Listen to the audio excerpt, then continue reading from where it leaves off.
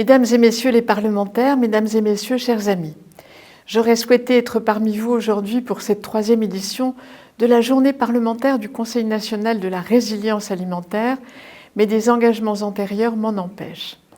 Par cette vidéo, je tiens à vous exprimer tout mon soutien et mon enthousiasme pour cette initiative.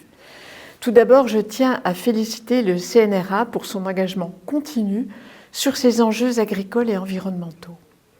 Organiser cette journée parlementaire, c'est fédérer l'ensemble des acteurs de la chaîne alimentaire, les acteurs politiques, de la recherche et les consommateurs en faveur de la résilience alimentaire. Je vous en remercie. Il y a quelques semaines, la loi d'orientation agricole a été promulguée. Face à la multiplication des crises sanitaires et climatiques, à la raréfaction des ressources et aux bouleversements géopolitiques, cette loi marque une ambition forte: reconquérir la souveraineté alimentaire de notre pays. Et cette reconquête doit se traduire concrètement dans les territoires. En tant qu'élu du Doubs, je mesure combien le maillon territorial est essentiel et stratégique. La coopération et la coordination entre parties prenantes doivent permettre de structurer des filières durables en tenant compte des spécificités et des réalités locales. La politique de l'alimentation s'est renforcée ces dernières années dans ce sens. Depuis l'adoption de la loi Egalim en 2018, puis de la loi Climat et Résilience, de nombreuses dynamiques se sont enclenchées vers des systèmes agricoles et alimentaires durables.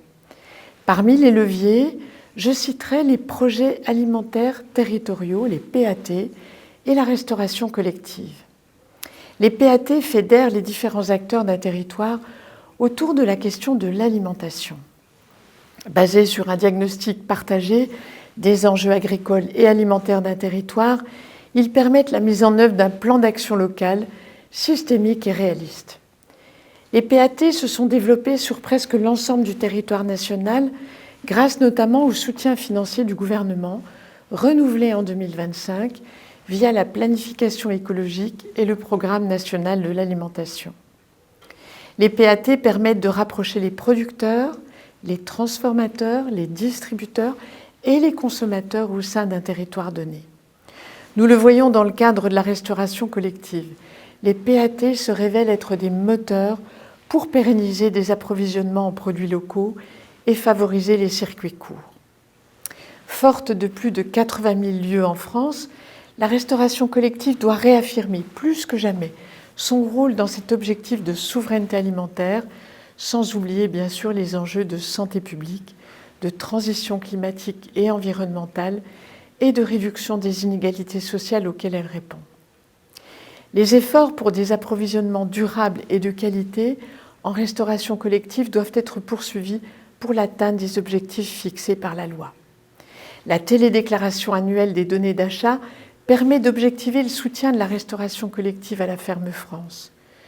En 2024, comme en 2025, j'ai souhaité que ces procédures de télédéclaration soient simplifiées, vous l'attendez, simplifiées pour les gestionnaires de restauration collective afin de permettre la mobilisation du plus grand nombre et la collecte d'un maximum de données. Enfin, je suis convaincue que des solutions opérationnelles pérennes doivent reposer sur une approche systémique et la concertation multi-acteurs.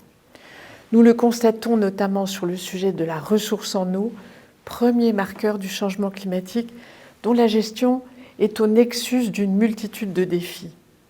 Cette approche globale est au cœur de la stratégie nationale alimentation, nutrition, climat, actuellement en consultation.